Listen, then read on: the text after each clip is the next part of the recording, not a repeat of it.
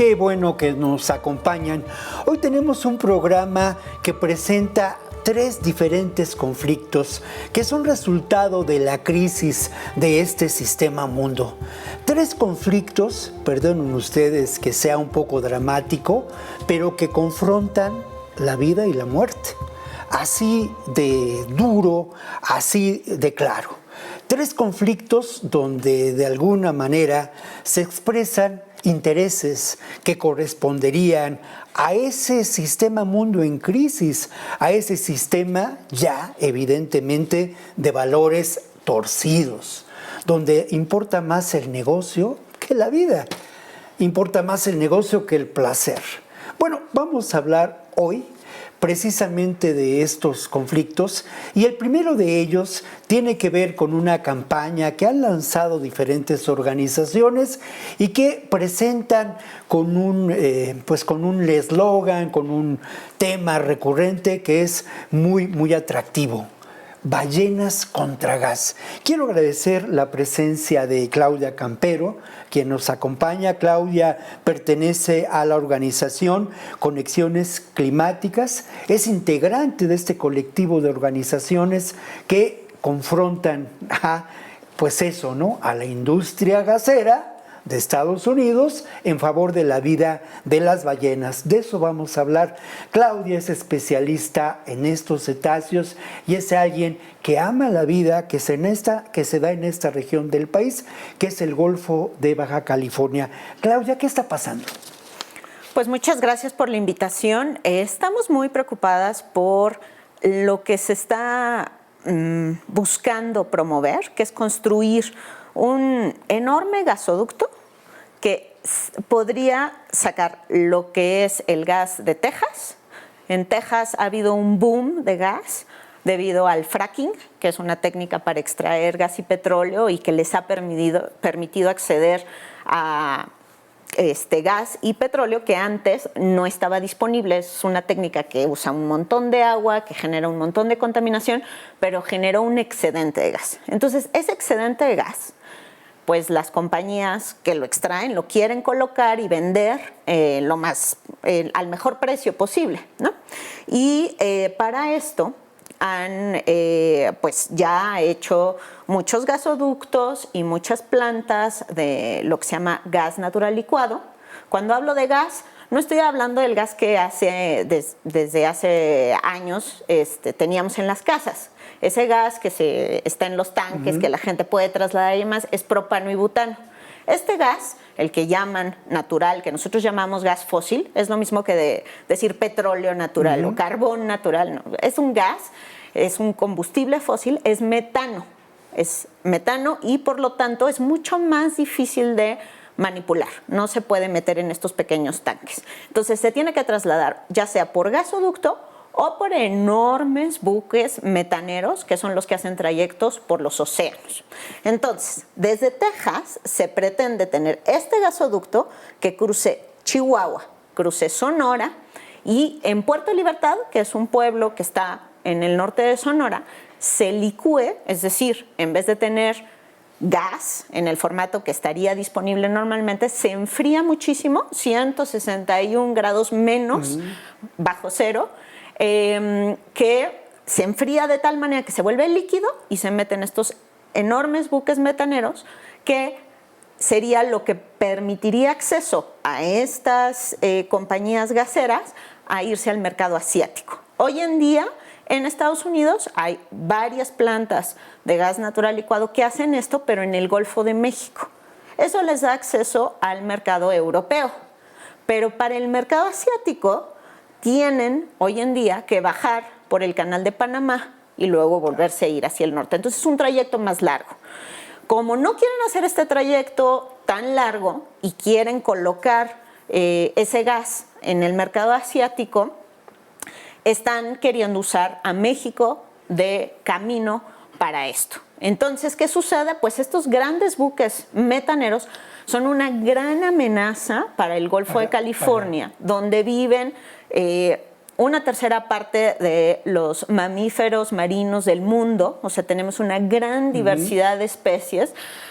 Digo, especies tan hermosas como la ballena azul. Sí, tan carismáticas. Sí, la ballena de aleta, la jorobada, en fin, son muchísimas, y no solo son los mamíferos marinos, son muchísimas especies, que es riquísimo el Golfo de California, y estos grandes buques metaneros amenazan en convertir al Golfo de California de acuario del mundo, como decía Cousteau, a pues una zona de sacrificio. Una zona de tránsito. Evidentemente estas compañías gaseras son compañías norteamericanas. Así es, sí. Son compañías norteamericanas. Eso hay que señalarlo porque es de enorme importancia, porque al final de cuentas, pues al parecer tampoco hay posibilidades de desarrollo, de un crecimiento económico, no hay ningún beneficio para las poblaciones de esta región del país, no hay ningún beneficio. Al contrario, es un prejuicio porque al cruzar con estos enormes gasoductos, territorios, pues se impactan los ecosistemas. Los gasoductos siempre fugan.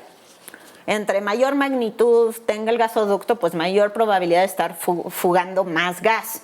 El gas metano es un poderoso gas de efecto invernadero, calienta la atmósfera muchísimo más que el dióxido de carbono, o sea, 86 veces más poderoso que el dióxido de carbono a 20 años, y en la atmósfera, cuando se degrada, se vuelve ozono.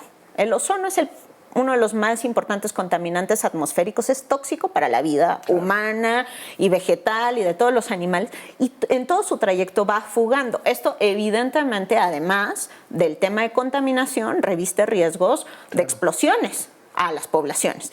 Y luego, uno de los lugares pues, que sufriría más daño sería Puerto Libertad mismo, porque tendría esta planta que es enorme, es aproximadamente 70 estadios aztecas lo que plantean construir ahí, una mole enorme que estaría emitiendo, porque para poder enfriar el gas, pues estarían quemando gas. Con el mismo gas generan la energía para poder enfriar el gas muchísimo y poderlo compactar para llevarlo hacia... Un escenario de verdad de película de ciencia ficción. Yo quisiera que el público imaginara esta megaplanta, ¿no?, de la que nos hablas, y que, bueno, una megaplanta que es 70 veces el Estadio Azteca. También quisiera que imaginaran a esta preciosa región de nuestro país, el acuario del mundo, decía Cousteau, como lo ha señalado, donde transitan megabuques. Imaginen ustedes esta terrible realidad. Y esa realidad, por otro lado, generando y propiciando la muerte. Porque yo quisiera que nos dijeras, Claudia, ¿esto es compatible? Digo, obviamente, evidentemente no, pero es compatible con la vida de las ballenas, con la vida de muchas especies carismáticas, con la mega diversidad de esta región. No, no es compatible.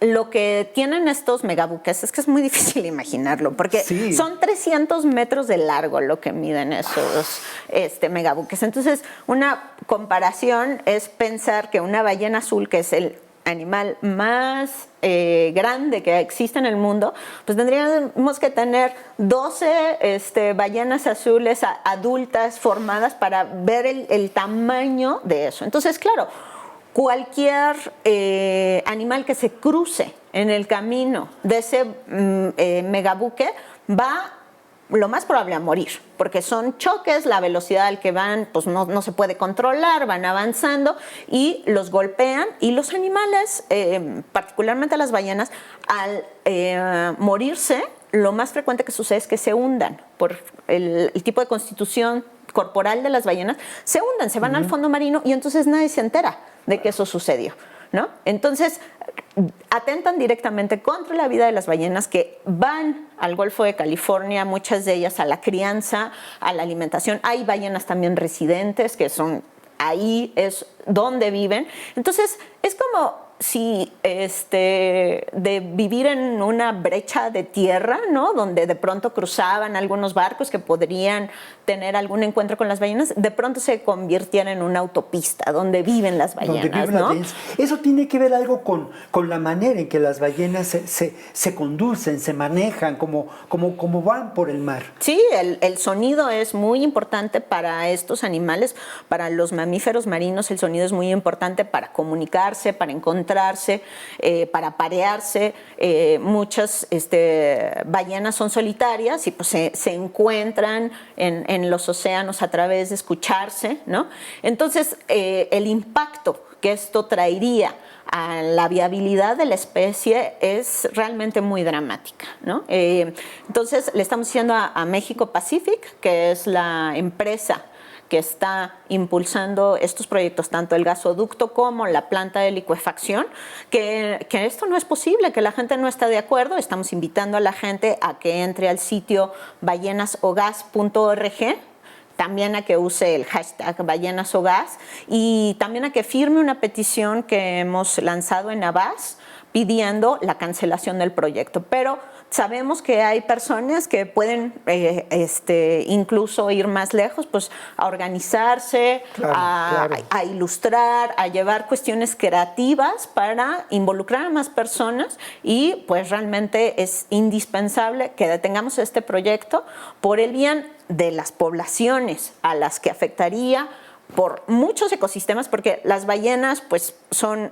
una especie muy carismática que todo el mundo quiere, pero también hay especies terrestres amenazadas por el cruce del gasoducto. Son zonas que tienen una gran diversidad también en tierra y que también queremos proteger. Entonces, en realidad no hay un beneficio para las comunidades. Las comunidades que estén cerca de la infraestructura además van a tener muchos problemas de salud por lo venenoso que es la combustión del gas que empuja sobre todo a las mujeres embarazadas, daña muchísimo a sus bebés, trayendo problemas de por vida cardiovasculares, respiratorios, y para las personas todas problemas respiratorios, cardiovasculares. Entonces, pues, ¿cuál es el beneficio para la población? Claudia, ¿no? Hay una pregunta que es muy importante y es que es cierto, ¿no? Hay que convocar, hay que informarnos, ya has dado tú el sitio web, pero ¿en qué grado se encuentra la amenaza? Es muy importante mencionarlo porque estamos a tiempo. Estamos a tiempo, todavía no se construye este gasoducto y esta megaplanta, entonces es el momento de decir, no, la vida vale más, no queremos ser zona de sacrificio.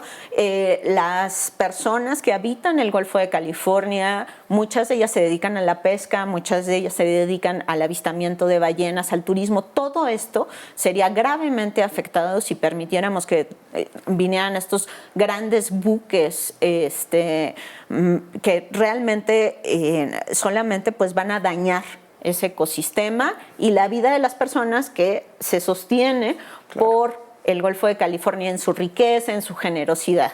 Claro, pues Claudio, agradecerte mucho, pero antes de que pues, nos despidamos, repítenos por favor en dónde podemos acceder a la información para conocer lo que está pasando y bueno, tener información sobre la campaña que ya se lleva a cabo. Ballenasogas.org es el sitio y el hashtag es hashtag ballenasogas y ahí pueden encontrar pues materiales en diferentes redes sociales, las organizaciones que estamos participando de este esfuerzo. Tenemos un documento especializado de cuáles serían los riesgos para las ballenas, tenemos ilustraciones, lo que las personas quieran para conocer más detalles de más detalles de esta información. Claudia, pues agradecerte mucho, Claudia Campero de Conexiones Climáticas, agradecerte esta labor y agradecer a las organizaciones que han formado un frente común a favor de la vida. Muchas gracias y ahora continuamos, seguimos adelante con este programa donde hablamos de estos conflictos que atentan contra la vida, de estas realidades que atentan contra la vida, de estos conflictos entre la vida y la muerte.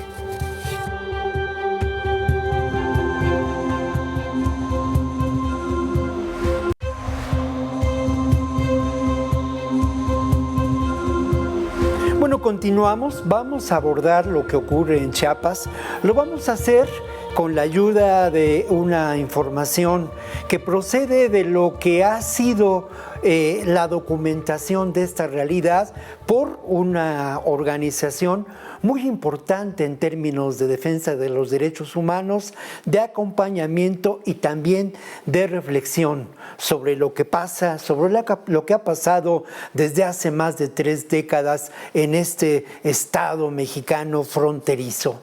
Pero pues por lo que está ocurriendo en Chiapas, por el grado de la violencia, las personas con las que conversamos, las personas que hemos entrevistado, no aceptaron aparecer en público, pues por razones de temor a ser víctimas de la violencia, a ser desaparecidos, hay que decirlo claramente, o a ser amenazados.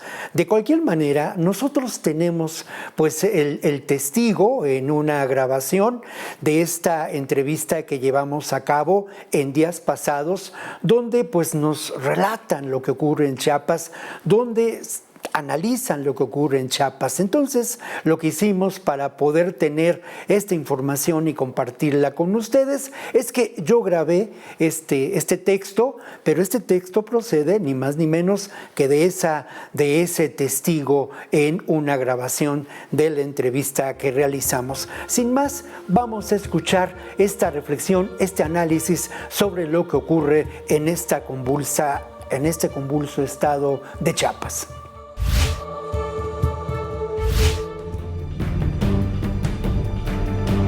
Una manifestación importante de la capacidad organizativa de los pueblos se dio el sábado pasado en Tuxtla, donde se celebró la peregrinación y oración ecuménica por la paz.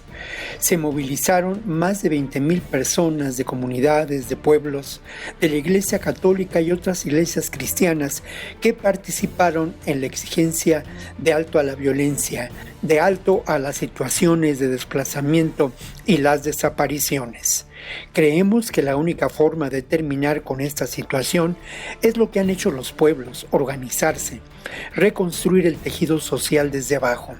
Hemos visto que no hay interés por parte del Estado para contribuir o establecer una real gobernabilidad en el estado de Chiapas.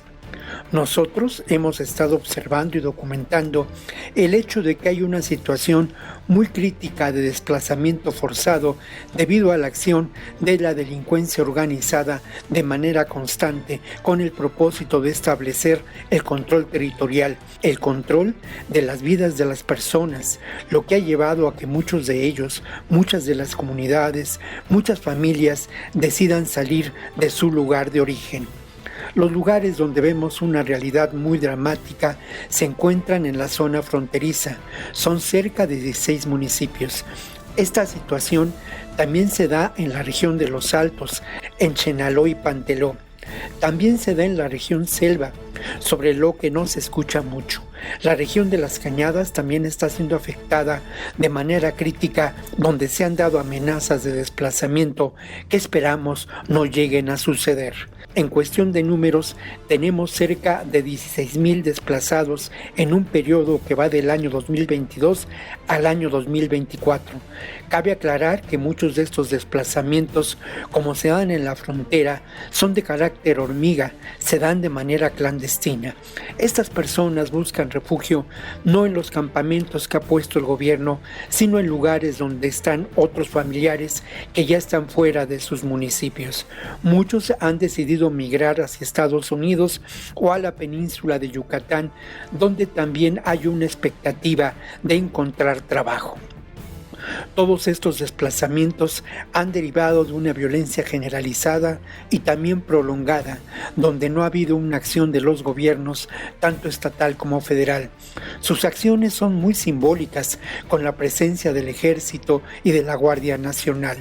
Lo que nosotros hemos documentado es que se habla de una disputa de la Plaza de la Frontera, donde sabemos que se dan fructíferos negocios para la delincuencia organizada, sobre todo incluso en la trata de personas en sus diversas modalidades, como la migración, donde se cobra en dólares.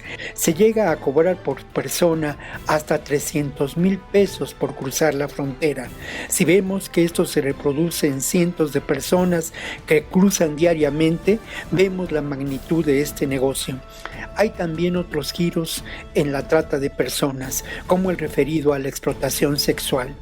En la frontera también se da el tráfico de armas, el robo de autos y el narcotráfico, por supuesto. Hay denuncias de que muchos de los funcionarios de gobierno son cómplices.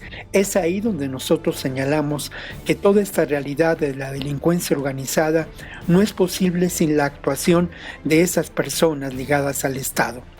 Esto ya se había documentado en el norte del país, donde integrantes de la delincuencia organizada acceden a puestos como funcionarios de gobierno, desde las presidencias municipales o como diputados y senadores. Nosotros aquí identificamos una serie de delincuentes que ahora son gobierno. Son presidentes municipales ya electos y algunos personajes que van a estar también en la Cámara de Diputados. También hemos documentado que esta realidad del narcotráfico no es algo nuevo, viene de gobiernos anteriores, solo que aquí en el sur de México había un pacto, una pax narca. Estaban muy claros los corredores donde operaba la criminalidad. Ahora lo que hemos vivido es un deterioro que resulta mucho más acelerado y dramático en las comunidades indígenas, donde la delincuencia organizada ha generado un control de la vida entera, de las formas de organización, de la forma de distribución de la economía, de la vida comunitaria, donde el gobierno es un gobierno narco. Quien ejerce el dominio territorial es quien controla la plaza.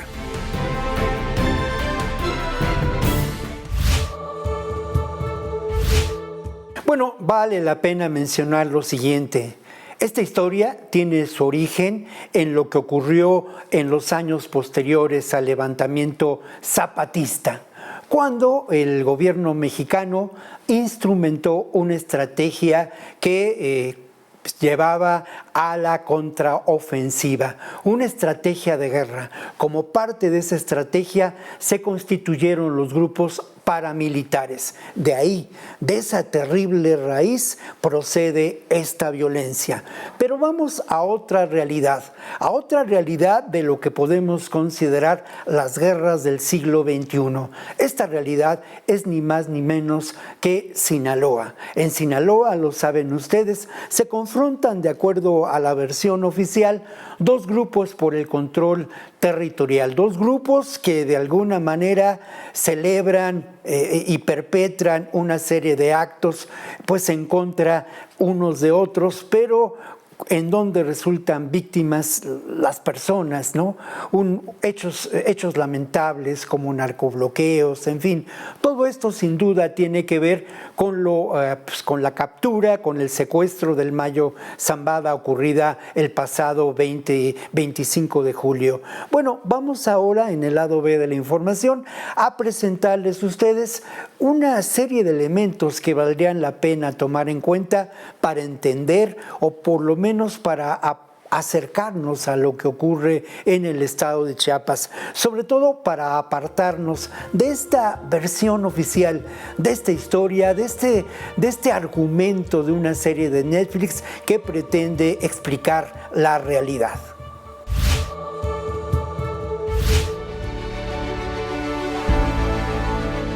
Apuntes para la crisis en Sinaloa.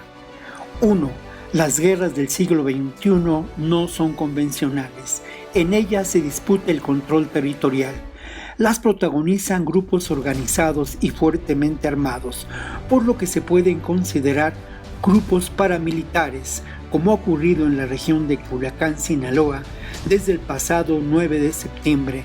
Las acciones de bandos confrontados del crimen organizado han puesto en jaque a la población con narcobloqueos, enfrentamientos, tiroteos y ejecuciones.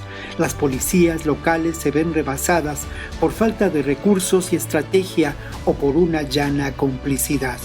La presencia de la Guardia Nacional y del Ejército tampoco ha impedido que la violencia continúe. 2. Hasta ahora se sabe poco de lo ocurrido El 25 de julio, cuando dos de los más buscados narcotraficantes por parte de Estados Unidos aparecieron en un pequeño avión que aterrizó cerca del Paso, Texas. De acuerdo a distintas declaraciones, es posible que Joaquín Guzmán López negociara con agentes del Departamento de Justicia, de la DEA, del Departamento de Estado, en fin, sobre su entrega y las condiciones de cautiverio de su hermano Ovidio. Una negociación que se pudo prolongar a lo largo de meses. La oferta incluía a quien desde la caída del Chapo Guzmán se constituyó como el principal enemigo de los Chapitos, quienes buscaban el control del cártel de Sinaloa, el Mayo Zambada. 3. Algunos de los hechos incontrovertibles cuando el secuestro o la captura del Mayo son los siguientes. Héctor Cuen, principal opositor político del gobernador Rubén Rocha, fue asesinado en el contexto del secuestro del Mayo. El Mayo asegura haberlo visto en el lugar de los hechos. Los dos principales guardaespaldas de uno de los líderes históricos del cártel de Sinaloa, Rodolfo Chaidez y José Romero Heras López, se encuentran desaparecidos desde entonces. Heras López es un policía adscrito a la ministerial de Sinaloa, quien según la versión oficial se encontraba de vacaciones. El gobernador Rubén Rocha también estaba de vacaciones. El 25 de julio viajó a Los Ángeles en un avión particular del empresario Jesús Vizcarra, a quien se ha vinculado con el cártel de Sinaloa. De acuerdo a Ismael El Mayo Zambada, en su secuestro participó un grupo de hombres con uniforme militar. La Fiscalía General de la República se ha hecho presente con dos acciones: el hacer evidente las irregularidades de la versión oficial del homicidio de Cuen y el acusar formalmente a Joaquín Guzmán López por la privación ilegal de la libertad de Ismael Zambada. 4. Al calor de la guerra en Culiacán, de las acciones mafiosas para sembrar el terror perpetradas tanto por los Chapitos como por las huestes del Mayo Flaco, hijo del Mayo y heredero de su poder, Ismael Zambada se presentó en la Corte de Nueva York, donde escuchó los 17 cargos de que se le acusa. Es presunto culpable de haber transportado de manera ilícita a Estados Unidos 279 toneladas de cocaína en el lapso que va de 1989 a 2024. Se le considera responsable de miles de asesinatos y secuestros de enemigos en el negocio y empleados desleales. El juzgado se estremeció cuando las autoridades norteamericanas hablaron de la impunidad con la que operó Zambada por décadas gracias a la corrupción. Nadie sabe cuántos millones de dólares se repartieron en México y hay que decirlo también en Estados Unidos. Tampoco hasta dónde llegan los nexos de uno de los más poderosos grupos criminales del mundo con el poder político y el poder económico. 5. Habrá que preguntarse a quién conviene la violencia. También si no es posible que los narcos y los grupos criminales sean utilizados desde hace décadas como instrumentos para mantener el control territorial por parte de las agencias de seguridad de Estados Unidos y los sectores más oscuros del gobierno de ese país. Una historia distinta a la oficial, una historia que da cuenta de la realidad del neocolonialismo. No resulta casual que medios de información con claros intereses lucren con la violencia y busquen generar un estado de irritación social. Tampoco el que personajes como Genaro García Luna vuelvan a la carga con delirantes denuncias sin pruebas. No hay que olvidar que Genaro García Luna fue el hombre del cártel de Sinaloa en el gobierno de Calderón. En su momento, un evidente aliado de la CIA, uno de los principales protagonistas de la guerra del narco.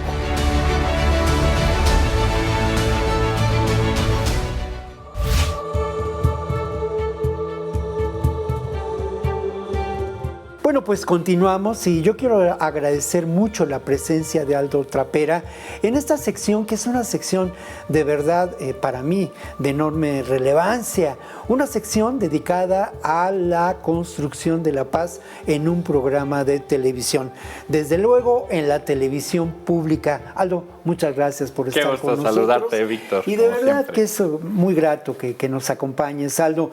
Y bueno, hay una pregunta que es clave, ¿no? La reforma judicial, ¿qué sentido tiene en función de la construcción de la paz en nuestro país? Claro que sí, Víctor, es una pregunta muy relevante porque creo que es algo que no se ha contestado. Que creo que en los diálogos y en los foros un poco se quiso señalar, pero que tal vez no se terminó de redondear la idea. Y hay que comprender que la justicia en su origen, entendida como darle a cada quien lo suyo, y a mí me gusta irme un poco más a darle a cada quien lo que necesita, como la parte esencial de la justicia. En esta reforma se buscó justamente atender esa necesidad de la población de tener un nuevo sistema de impartición, subrayo la palabra, de impartición de justicia, uno que sea más cercano. Conocer, el poder votar a tus juzgadores te da una cercanía y también una legitimidad a los juzgadores respecto de lo más valioso que tú les vas a entregar. ¿Qué es eso que es lo más valioso? El conflicto que tú tienes, sea obviamente jurídico, estamos ante conflictos jurídicamente relevantes, pero que al final, desde la lógica social, es la necesidad, una necesidad insatisfecha. ¿Y tú a quién le vas a brindar la atención de esa necesidad? A alguien en quien confías para que te ayude a atenderla. Y ese es el papel que están jugando ahorita los juzgadores en esta reforma. Si leemos la exposición de motivos, ya no irnos lo que dicen los medios, no irnos lo que dice el presidente, no irnos lo que dice, no, lo que dice la exposición de motivos, claro, que es justamente lo que le da sentido a esta reforma, vemos que lo que se busca es generar una justicia real, una justicia cercana, una justicia abierta. ¿Qué es eso de abierta? En el Poder Judicial que actualmente tenemos, y muchos autores lo describen, es como una caja negra. Claro. Tú ingresas justamente tu demanda, tu denuncia, algo sucede ahí, no sabemos qué sucede ahí, pero algo sucede ahí y tenemos un resultado, ¿no? Tenemos una resolución, una sentencia, pero donde realmente la víctima y el victimario son espectadores respecto de justamente esas necesidades, ese conflicto, y donde realmente no juegan un papel protagónico. Ahorita creo que la esencia de esta reforma es, y ojalá no se pervierta, pero es que la víctima, el victimario y la sociedad, también muchas veces olvidada, la comunidad, tengan un papel mucho más preponderante en estos procesos de impartición. Claro, y has dicho algo que me parece clave, una justicia que sea legítima en su construcción, en su hacer, algo que es clave también para la construcción de la paz, para la construcción de la democracia y para la convivencia, al final de cuentas. Aldo, hay otra pregunta que, bueno, a mí me da mucho que pensar, la actuación de estos personajes, ¿no? Yo recuerdo las escenas aún de este intento, ¿no? De la toma de la sede del Congreso, estos gritos, este espectáculo bochornoso. Pero por otro lado también uno ha visto, ¿no?, la actuación de personajes como Ernesto Zedillo, que alza la voz ahora a favor de la democracia, que habla de autoritarismo, del propio Felipe Calderón, en fin. Y bueno, pues faltaba más, ¿no?, de Genaro García Luna, hablando de asuntos como el honor. Es de veras parte de la tragicomedia, ¿no? De la tragicomedia no mexicana, como diría mi maestro José Agustín, sino de la tragicomedia que hoy se vive en la derecha. Pero ¿a qué te llevan a pensar la actuación, las declaraciones? Incluso, pues eso también hay que mencionarlo, ¿no? Esta ejercicio de la mentira, de las patrañas de manera recurrente en los medios de comunicación, que alguna vez fueron hegemónicos, ahora ya no lo son. ¿Qué te lleva a pensar esto también, Aldo, en función de la construcción de la paz? Tres reflexiones quiero hacer. La primera, nunca se va a justificar la violencia, de ningún tipo, cultural, estructural o directa. Nunca se va a justificar. No obstante, lo que estamos viviendo, y es con lo que voy a mi siguiente reflexión, es que tengamos una oposición que se está manifestando, como se esté manifestando, pero que se está manifestando, nos hace ver y estar ciertos de que vivimos en un entorno democrático. Claro. Si no pudieran tomar la tribuna, si no pudieran existir estos medios que van con otra narrativa, si no existiera esta comunicación, no va a ser todavía diálogo, pero estos procesos de comunicación, estaríamos en un régimen autoritario. Claro. Lo que nos demuestra esta oposición un poco desarmada, dando ciertas patadas de ahogado, que no logra articularse, nos demuestra o nos hace ver de manera palpable lo que es una democracia, que es la diversidad, que se conjunta, que se escucha, que tiene un espacio para tratar de entablar un diálogo, y que aún así se llegaron a acuerdos, aún así se llegaron a resultados, y el resultado es el que tenemos. Tenemos la reforma al Poder Judicial ahora andando en el proceso para echarla a caminar, para tener la elección de los jueces y todo lo que va a implicar ahora llegar a ese 2025 con la elección de los ministros, jueces, magistrados. Pero esa creo que sería el punto toral. Nos demuestra que estamos en un entorno democrático donde todos pueden opinar, donde es válido opinar, pero donde nunca para la construcción de paz va a ser válido el ejercicio de la violencia. Porque la violencia, un entorno de violencia, construye muchos más entornos, y lo que ahorita vemos es eso, un país que se está dividiendo en ciertas falacias, con ciertos argumentos o que no son, por eso digo falacias, pero que pues, hay que volver a entablar diálogos, hay que volver a encontrar esos nexos que nos conectan y pues avanzar en lo que ahora es una realidad. Es una tarea muy importante, ¿no? El que también me parece que corresponde a este ejercicio de la democracia y a este sector mayoritario en las cámaras de diputados y senadores, donde parece imposible, pero hay que tender puentes con la oposición. Complicado. Aldo, antes de cerrar, nos queda muy poco tiempo, nos queda un minuto, por ejemplo, pero yo te quisiera preguntar brevemente, ya volveremos a ello y quizá hagamos un programa, seguramente lo haremos, sobre lo que sigue en este proceso de la reforma judicial. 50 segunditos, mi querido Aldo. ¿Qué sigue? Me voy más a un contexto fáctico. Lo que sigue es construir acuerdos para que sea una realidad. El proceso, las etapas, la lógica administrativa jurídica ya está caminando. Pero lo que nos vamos a encontrar es a una sociedad que está inconforme, cierto grupo, con la que se va a tener que construir, acordar y justamente llegar a esos compromisos y acuerdos. Lo subrayo, construir acuerdos. Y bueno, vamos a continuar, mi querido Aldo. Gracias. Muchas gracias. Vamos ahora a corte y continuamos adelante aquí en A Fondo.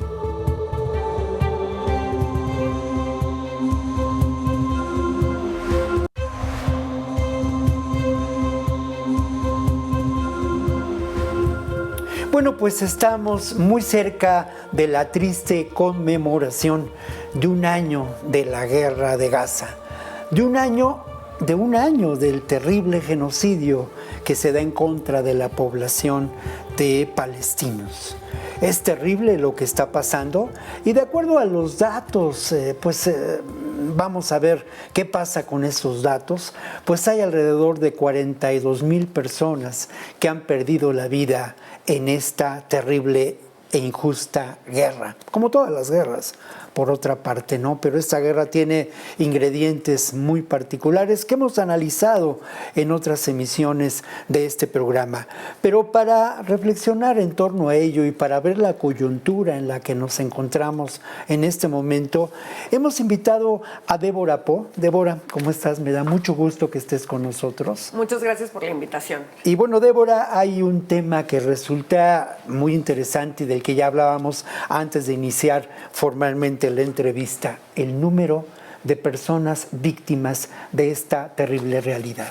Así es, un poco lo que platicábamos y creo que podríamos iniciar por ahí es ¿qué es genocidio? Porque el genocidio no solo es la matanza de personas de un grupo étnico, nacional o religioso, el genocidio incluye varias acciones y te las quisiera describir para que entienda la gente la magnitud de lo que está sucediendo en Palestina.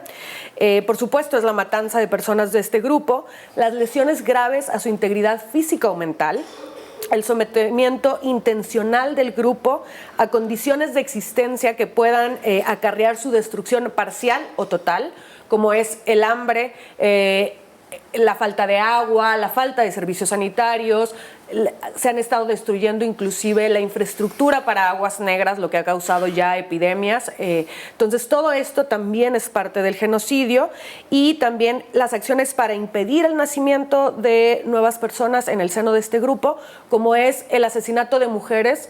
El promedio en Palestina en este momento, en Gaza particularmente, es una mujer cada 30 minutos asesinada, desde hace 11 meses, 347 días al día de hoy, ¿no?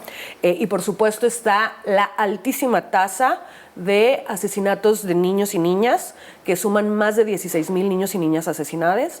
Entonces todo esto, y lo que te comentaba hace un momento es la revista científica The Lancet, hace ya un par de meses, saca un artículo en el que hacen un análisis de estos números y lo que explican es por la falta de infraestructura médica, por el tipo de armamento que se está utilizando, porque también hay cuerpos enterrados vivos y ejecutados, porque las muertes por hambre y sed, etcétera, son parte de este genocidio, no solo los cuerpos asesinados con fuego directo. La estimación de hace 2 meses es que al menos 186,000 personas han sido asesinadas ya en Palestina en este genocidio que lleva a cabo Israel.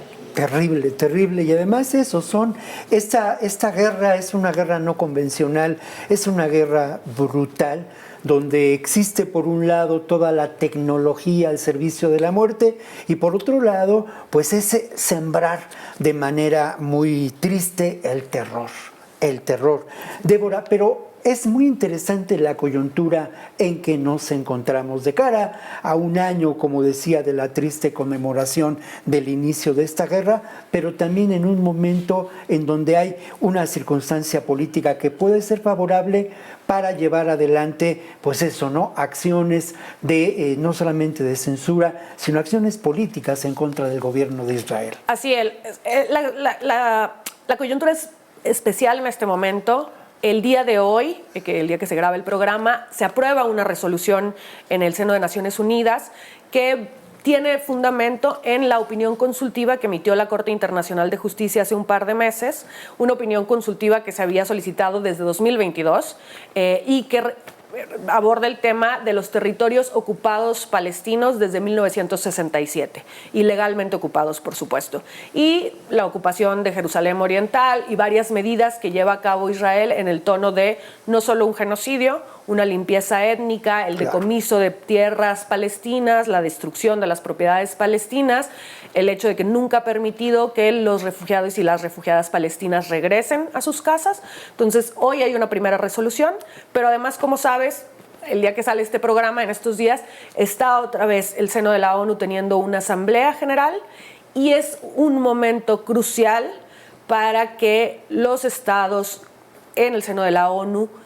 realicen realmente acciones políticas y económicas de peso que puedan detener no solo este genocidio, porque hay que entender algo fundamental en la cuestión de Palestina. Esto no se acaba con detener el genocidio. Palestina y el pueblo palestino llevan más de 76 años sufriendo apartheid, limpieza étnica, violaciones a derechos humanos como el pan de todos los días. Es una cuestión realmente inverosímil pensar cómo en este momento, con tanta tecnología, con tanta información que tenemos, se ha dejado continuar esta situación contra el pueblo palestino durante tantas décadas, ¿no? Entender el poder económico que se tiene, los diversos intereses vinculados a este tema y entender realmente qué es lo que le puede poner un hasta aquí a Israel, ¿no? Por una parte está lo que pueden hacer los gobiernos, entre sanciones económicas, un embargo militar, y lo que podemos hacer la sociedad civil también. Claro, me parece muy importante este elemento que señalas en términos de lo económico, ¿no? ¿A quién conviene avivar este conflicto atroz? ¿Y a quién conviene que se expanda en la región de Medio Oriente? Claro. Lo primero que diría es que a los pueblos no. A los gobiernos y a ciertos sectores económicos, como los sectores de armas, obviamente les es muy conveniente. Tenías hace un momento el tema del gas, el gasoducto acá en México. Hay una cuestión en Palestina que es el gas que se encontró en el litoral de Gaza. Está el canal de Ben Gurión que quieren construir paralelo al canal de Suez, que tendrían ellos el control. Por supuesto están aquellos países con grandes negocios de armas, como es Estados Unidos, Francia, Alemania, Reino Unido, que además tienen sus propios intereses geopolíticos en la región, ¿no?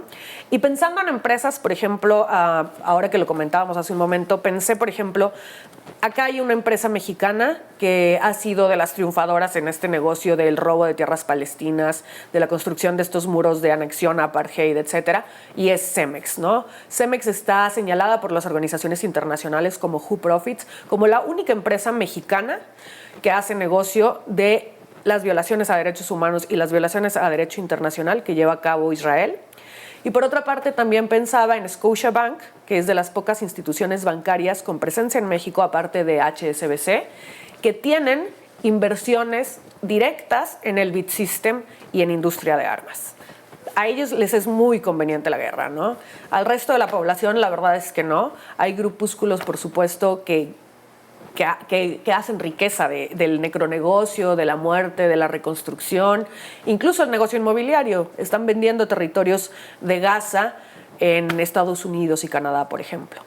Claro, es terrible y bueno, vamos a otros temas que tienen que ver con esta realidad y que tienen que ver sin duda con la industria armamentista. Al final de cuentas, este terrible modelo de discriminación brutal que significa la construcción de muros tiene origen en Palestina. Así es. ¿No? ¿Qué nos puedes decir sobre esta realidad? Los muros que se han construido en distintos lugares del mundo y que si de pronto una nave espacial viera, ¿no?, desde el espacio lo que ocurre, vería un planeta donde en lugar de puentes existen muros. Claro, así es. Bueno, el tema además de los muros en Palestina específicamente es que ya desde la Corte Internacional de Justicia hace ya 20 años ya había dicho que los muros del apartheid israelí tenían que ser derribados.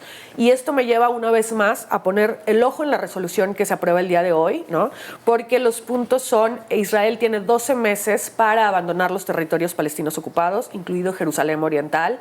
Tienen que quitar los asentamientos que han instalado en los territorios palestinos, obviamente detener las construcciones con las que ha amenazado ahora en respuesta al reconocimiento de varios gobiernos al Estado palestino. Entonces, hay toda una serie de temas, desde el enriquecimiento de las empresas como Cemex, ¿no? Pero por otra parte, y creo que esto es fundamental entenderlo, hay una larga lista de resoluciones de la ONU y esta es la segunda vez al menos que la Corte Internacional de Justicia emite una opinión consultiva sentando bases para detener a Israel.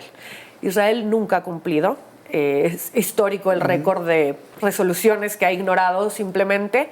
Entonces, lo fundamental en este momento, y sí quiero volver a ello, es el papel que pueden llevar a cabo en este momento los gobiernos alrededor del mundo, pero en especial en el sur global, para realmente cambiar la situación de Palestina.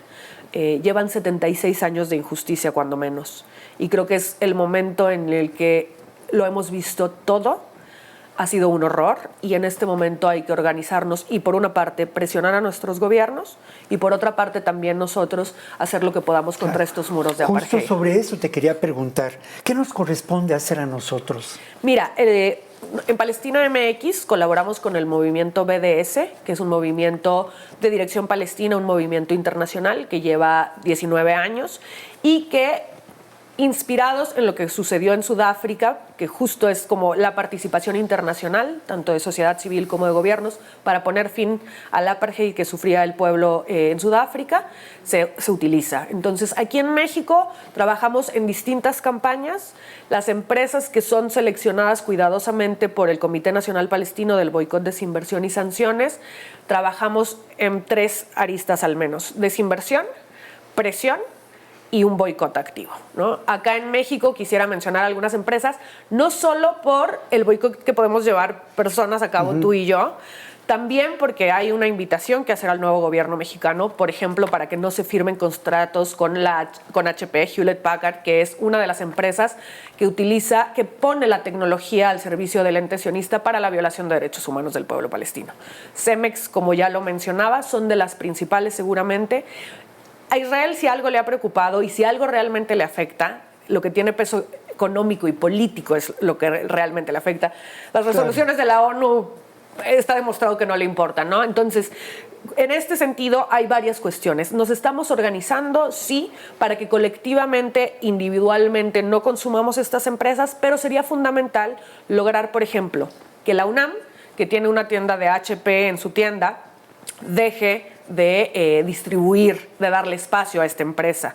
Digamos, la ecuación que yo entiendo de BDS es: las empresas tienen 2 opciones. Realizan negocios con el resto del mundo o realizan necronegocios con un ente como el ente sionista acá Israel, en el que lucran con la muerte, con el genocidio, el apartheid y los derechos humanos. Entonces, por una parte estamos nosotros, por otra parte queremos hacer que instituciones como las universidades públicas no tengan estos contratos con este tipo de empresas, que el gobierno, que el Senado de la República y todas las instancias de gobierno no tengan contratos con estas empresas. Y lo que es más fundamental, lo que hablábamos tú y yo, las sanciones económicas a Israel y el embargo militar. Es algo fundamental. México no exporta armamento, pero sí compra armamento, compra entrenamiento y compra, como sabes, el software Pegasus, claro, ¿no? El software Pegasus, ¿no? Así es. Bueno, la verdad de las cosas, se nos acaba el tiempo, de verdad. Muchas gracias por estar con nosotros, de verdad. Y bueno, el gran tema es eso, ¿no? La elección entre la vida y la muerte. Llevamos adelante acciones a favor de la vida, actuemos en favor de la vida y obviamente pues enfrentamos diferentes conflictos. Hoy hablamos de algunos de ellos que nos remiten a la realidad de las guerras del siglo XXI, guerras que buscan el control territorial y que buscan también apropiarse de distintos recursos, conflictos de diferente índole que nos llevan a una reflexión en donde tenemos que tener como elemento central esta defensa de la vida. Pero por hoy hemos concluido. Nos encontramos la próxima ocasión aquí en A Fondo.